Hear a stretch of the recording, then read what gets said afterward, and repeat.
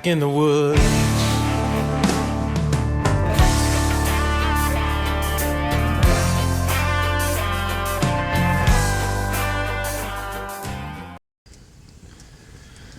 Afternoon, guys. Dave Canterbury at the Pathfinder School, back with another diary of the Tipi.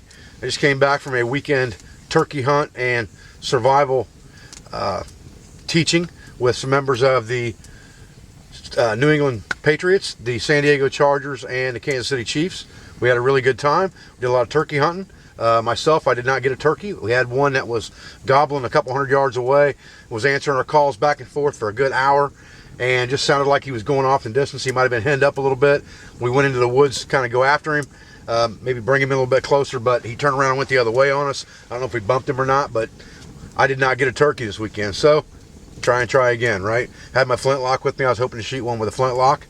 So I'm back here now, and what I want to do today is I wanted to kind of experiment a little bit with natural dyes. That's something that we haven't talked about a whole lot.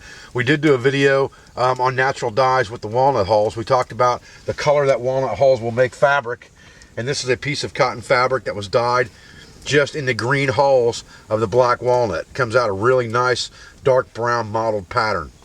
But there's a lot of other colors that you can use as well. You can get greens, yellows, purples, browns, things like that from different plants. So I want to kind of experiment a little bit today with yarrow. Yarrow is a very good medicinal plant, but it's also supposed to produce a pretty good green dye. So I've got a bunch of it here in a billy, and I'm going to pretty much make a decoction. In other words, I'm going to boil it down a couple of times to try to get it concentrated really well into a dark green liquid. Then I'm going to take a shard of cotton fabric, and I went to a discount store here in town, and I actually bought, and this is just a swatch of it. I'm going to cut into patch material and cleaning material for my muskets, but this is actually a muslin 100% cotton fabric, and I think I got, I don't know, it must have been 5 yards of this stuff for like $8 or something.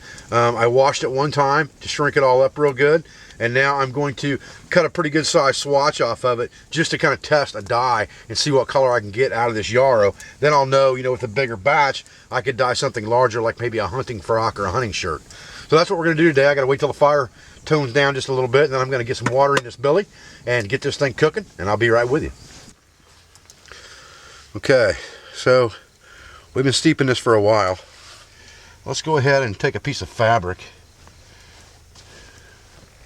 and we'll just cut a 6-inch by 6-inch swatch off of it or so, and we'll stick it in there, and we'll cook it a little bit longer, and when we get done, we'll see what color she comes out. So we got a piece about like this. It's about 4 by 7 maybe or so. Let's get it in there and mix it around a little bit.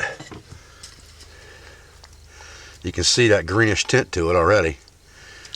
It's already turning a greenish tint. I saw that right off the bat. So let's go ahead and put that in there. We don't want this to burn, this fabric.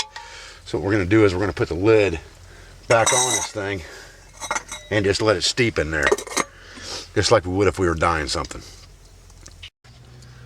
Well, guys, we're going to have to let this fabric sit in this dye for a little while. I might even let it sit in there overnight. So I thought maybe what I'd do in the meantime is go outside and shoot this 54 caliber flintlock pistol for you. I've had a lot of guys asking to see it go off. We'll just take a tomato out there and we'll step it off, I don't know, 12 feet, you know, distance man to man. And that's what these things are for, up close and personal. So we'll make it that way and see how she does. Hang tight. Okay, guys, well, I've had a lot of people ask about this 54 caliber flintlock pistol. So I thought what we'd do is we'd go ahead and load this dude up today. We got a tomato over here on a stake. We'll shoot that, see how she does at, you know, one-on-one type distance. That's what this is, a last ditch, last shot, one-on-one, closing in distance. That's what this is for. So hang tight, we'll get her loaded up. Loads up just like any other flintlock. Powder first, patch, shot or ball.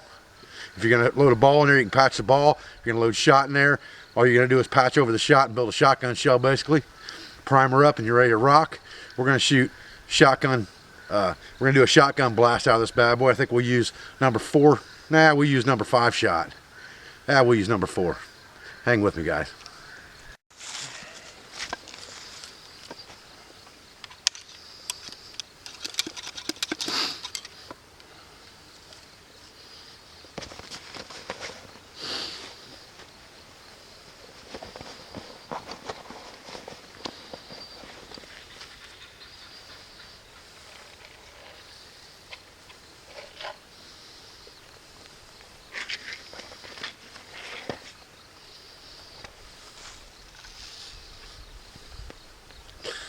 pretty much loading this in a hurry, so to speak. But okay, so now we've got our shop built. Now it's a matter of half cock, prime the pan,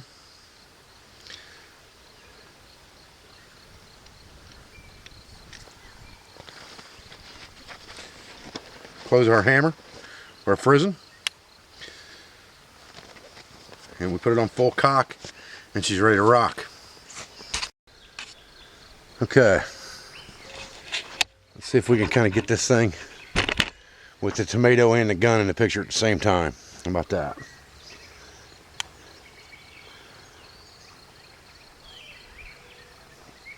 Yes, see that all right? Yeah.